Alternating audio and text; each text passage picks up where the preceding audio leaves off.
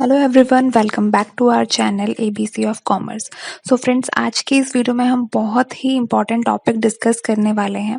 तो जैसे कि आपको थंबनेल से पता चल ही गया होगा कि आज की इस वीडियो में हम जीएसटी रिटर्न के जितने भी इंपॉर्टेंट फॉर्म्स होते हैं ड्यू डेट्स के साथ हम डिस्कस करेंगे वन बाय वन कंप्लीट इस वीडियो में। ओके, तो वीडियो को एंड तक ज़रूर देखिएगा। तो चलिए हम स्टार्ट करते हैं। तो जीएसटीआर 1 से हम स्टार्ट करते हैं। जीएसटीआर 1 में आपकी जितनी भी आउटवर्ड सप्लाईज हैं उनकी डिटेल्स होती है। इट मीन्स आपकी सारी सेल्स दिखाई जाती हैं जीएसटीआर 1 में, जिसमें आपके सारे debit notes and credit notes भी अलग से शो किए जाते हैं। कैसे आपको जीएसटीआर 1 फाइल करनी होती है ये हम बाद में वीडियो में एक अलग से वीडियो बनाएंगे, उसमें कंप्लीट स्टेप बाय स्टेप आपको दिखाएंगे कि आप कैसे फाइल करते हैं जीएसटीआर 1। तो आपके पास दो ऑप्शन है जीएसटीआर 1 फाइल करने के। डिपेंड करता है आपके बिजनेस की एग्रीगेट टर्नओवर पर। अगर आपके बिजनेस की एग्रीगेट टर्नओवर 5 करोड़ से ज़्यादा है तो आपको मंथली रिटर्न फाइल करनी होगी। अगर 5 करोड़ तक है या उससे कम है तो आपके पास ऑप्शन है, आप क्वार्टरली रिटर्न फाइल कर सकते हैं। अगर आप मंथली रिटर्न फाइल कर रहे हैं तो उसकी ड्यू डेट है नेक्स्ट मंथ के 11th तक आपको अपनी जीएसटीआर 1 फाइल करनी है। अगर क्वार्टरली फाइल कर रहे हैं तो क्वार्टर खत्म होने के नेक्स्ट मंथ की जो 13th डेट होगी उसमें आपको जो है रिटर्न फाइल करनी होगी। फॉर एग्जाम्पल, जो आपका अभी ये क्वार्टर चल रहा है अक्टूबर टू दिसंबर 23 तक, इसकी रिटर्न आपको 13 जनवरी 2024 तक फाइल करनी होगी। ओके, और ये ड्यू डेट और ये रिटर्न जो है आपको ड्यू डेट से पहले पहले ही फाइल करनी है, अदरवाइज आपको इंटरेस्ट और लेट फीस जो है इस पे देना पड़ेगा। ओके, और अब क्या हो गया है, अब आपकी कोई भी जीएसटी रिटर्न है, चाहे R1 है चाहे 3B है, आप वो रिटर्न ड्यू डेट के नेक्स्ट 3 ईयर तक ही फाइल कर सकते हैं। 3 साल के बाद आप फाइल नहीं कर पाएंगे। अब आप जितना डिले करेंगे आपको उतना लेट फीस और पेनल्टी आपके ऊपर लगेगी। तो बेटर यही है कि आप अपनी रिटर्न्स ड्यू डेट से पहले पहले फाइल कर दें। ओके, अब हम देखते हैं जीएसटीआर 2 के बारे में। तो अगर हम जीएसटीआर 2 फॉर्म के बारे में बात करें तो अब ये करंटली यूज नहीं किया जाता है, इसको सस्पेंड कर दिया गया है। ओके, इसमें आपकी सारी परचेज ट्रांजैक्शंस आती थी। पहले क्या होता था, जो टैक्स पेयर होते थे उनको जीएसटीआर 2 भी फाइल करनी होती थी। इसका मेन पर्पस ये था कि जो जीएसटीआर 1 सेलर फाइल करेगा वो मैच करना चाहिए जो बायर की जीएसटीआर 2 है। तो गवर्नमेंट इसको रिकंसिलेशन पर्पस के लिए यूज करती थी।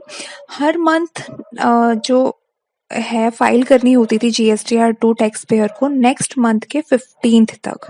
ओके, बट अब ये यूज नहीं करी जाती है जीएसटीआर 2।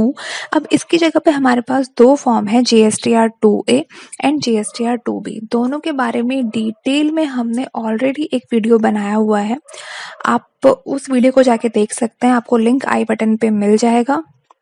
डिटेल में डिस्कस किया गया है कि दोनों के बीच में क्या डिफरेंस है, आपको किस सिचुएशन में 2A का यूज करना है, किस में 2B का यूज करना है, और दोनों के बीच में जो डिफरेंस है वो बहुत डिटेल में डिस्कस किया गया है उस वीडियो में, आप उस वीडियो को जाके देख सकते हैं। तो ये टॉपिक अभी हम यहाँ पे डिस्कस नहीं करेंगे। अब हम नेक्स्ट मूव करते हैं जीएसटीआर 3 पे। जीएसटीआर 3 फॉर्म के बारे में बात करें तो ये फॉर्म भी अभी यूज नहीं होता है। होता क्या था, इसमें आपकी सारी आउटवर्ड सप्लाईज और इनवर्ड सप्लाईज की समरी होती और इसके बेसिस पे आपकी टैक्स लायबिलिटी निकाली जाती थी। इसकी जगह पे अब हमारे पास है जीएसटीआर 3B, जो कि ऑटो जनरेट हो जाती है हमारी जीएसटीआर 1 और जीएसटीआर 2B के बेसिस पे। इसमें आप कुछ चेंजेस भी कर सकते हैं अगर चाहें तो। आप अपना, जैसे आपको आईटीसी अगर ज़्यादा क्लेम करना है तो आप वो क्लेम, प्रॉपर रीज़न होना चाहिए कि आपने इतना अगर एक्स्ट्रा आईटीसी क्लेम किया है तो क्यों क्लेम किया है। ओके, आप इसको एडिट कर सकते हैं अपने अकॉर्डिंग। वन मोर थिंग, जो आपकी जीएसटीआर 1 होती है उसमें आपको कुछ भी टैक्स पेमेंट नहीं करनी होती, उसमें आपका कुछ भी कैश आउटफ्लो नहीं होता।